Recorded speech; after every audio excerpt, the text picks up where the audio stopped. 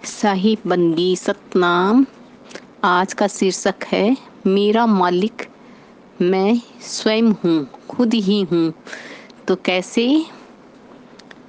हम मन है इश्क मस्ताना, हम मन को होशियारी क्या, रहे आजाद या जग में हमें दुनिया से यारी क्या, हमें दुनिया से यारी क्या।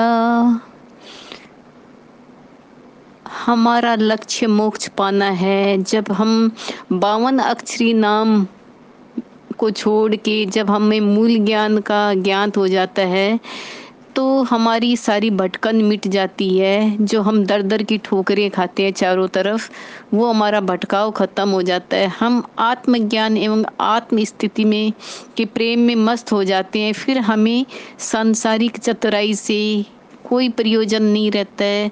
आत्मलीन साधक दुनिया की चतुरता में नहीं पड़ता है।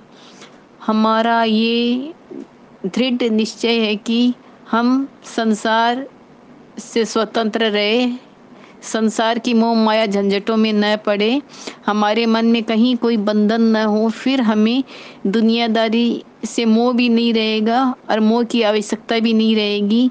किसी व्यक्ति वस्तु से मोहब्बत करने का क्या प्रयोजन, जब हमारा वो परमपिता परमात्मा पाने का लक्ष्य मिल गया। हमारा जो मेन मकसद है मनुष्य जन्म लेने का, जो हमारा अधिकार है वो हमें मिल गया। जो हमने हमारी जो तड़फ थी वो हमें मिल गया। फिर हमें हमारा भटकाव क्यों? जिनको ये भ्रम है कि हम अपने परमात्मा से बिछुड़े हैं, वे दर दर ही भटकते रहते हैं। कभी काशी, कभी काबा, कभी मंदिर, कभी मस्जिद, कभी गुरुद्वारा, तो कभी तीर्थ यात्रा करते फिरते हैं। किंतु ये स्थिति सर्वथा भिन्न है। जो मोक्ष पाने की स्थिति है उसमें ये सब कुछ नहीं करना है, कर्म कांड से दूर है। हमें तो पक्का बोध है कि हमारा प्रियतम परमात्मा हम में ही है, अर्थात मेरा स्वरूप ही है। आत्मा ही परमात्मा, मैं और परमात्मा दो नहीं है। फिर हम किस अन्य परमात्मा को पाने की प्रतीक्षा करें? संसार में बहुत से लोग अपने सांसारिक नाम को जगत में प्रसिद्धि करने के लिए अपने सिर पटकते रहते हैं। वे जिस किसी तरह अपनी कल्पित नाम को लोक में फैलाना चाहते हैं। हम तो सदगुरु के सच्चा उपदेश पा चुके हैं, हमें तो सदगुरु सच्चा मिल चुका है और भौतिक नाम रूप से परे आत्म तत्व के जानने वाले हैं। फिर सांसारिक नाम की प्रसिद्धि के चक्कर में हम क्यों पड़े?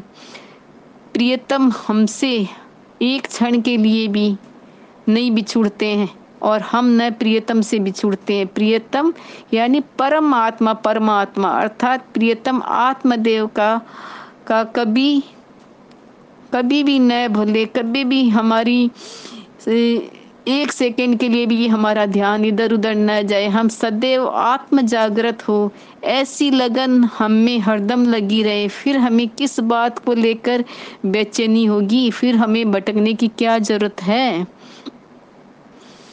कबीर का जो ज्ञान बताया वो मतवाला हो जाता है जानकारी मिलने के बाद में। मूल ज्ञान उससे अपने दिल से दूर कर दो। जो भी हमारे गलत चीजें हैं उनसे दूर हट जाओ, सावधान हो जाओ, क्योंकि ये रास्ता नाजुक है। यहाँ पे काम, क्रोध, मोह, लोभ, अहंकार किसी तरह का भी आप रखोगे तो प्राप्ति नहीं होगी। इस संसार की अहंता महंता का बोझ लेकर नहीं चला जा सकता है।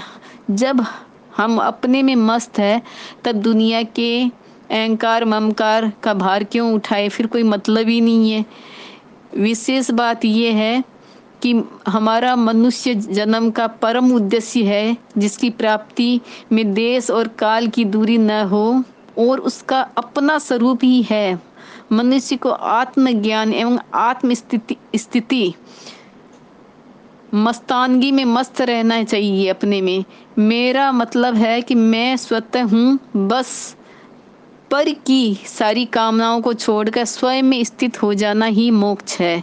जितनी भी बाहर की आशाएं सब छोड़ के अपने आप में स्थित होना ही मोक्ष है, वही परम पद है। तो हमारा मेन मकसद है मोक्ष पाना। तो मैं भी 52 अक्षरी ज्ञान में थी, रामपाल जी के उसमें थी, वहाँ 52 अक्षरी ज्ञान था। जहाँ तक उनके पास ज्ञान था उन्होंने बहुत अच्छा दिया, उनका भी शुक्रिया यहाँ तक पहुँचाने के लिए।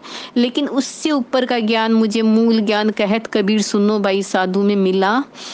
तो मैं यहाँ पे मैंने नाम लिया। इसका मतलब ये नहीं है कि हमारा 10वीं का गुरु अच्छा नहीं था, वो भी बहुत अच्छा था। उनके पास जितना था उन्होंने हमें दिया।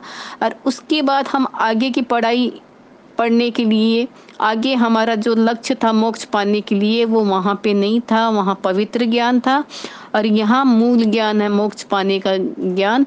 तो मैंने कहत कबीर सुनो भाई साधु में नितिन साहब जी का सत्संग सुना और फिर मैंने अपना कल्याण करवाया। इन्हीं शुभ भावनाओं के साथ आप सभी के लिए मंगल कामना करती हूँ कि आप भी सुने, मेरा तेरा नय करे। कहत कबीर सुनो भाई साधु चैनल एक बार जरूर देखें। सबको अपना अपना आत्म कल्याण करना है और करना भी चाहिए। मनुष्य जन्म बहुत मुश्किल से मिलता है, तो इसका हमें सदुपयोग करना चाहिए, दुरुपयोग नहीं करना चाहिए। जो मनुष्य जन्म का जो हम लक्ष्य लेके आए हैं, उस लक्ष्य को प्राप्ति करने के लिए ही हमारा जन्म हुआ है, उसके लिए ही हम दर दर भटकते हैं। जो भी आज तक हम पूजा पाठ करते हैं, परमात्मा को पाने के लिए ही न किया हमने। तो अगर हमें पाना है और जानना है तो आप लोग एक बार जरूर देखें कहत कबीर सुनो भाई साधु कि शब्द गुरु क्या होता है और परमात्मा को कैसे पाया जाता है मोक्ष।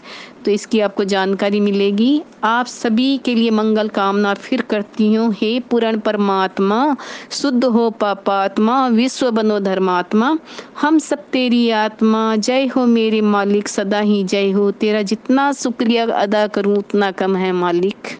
जय।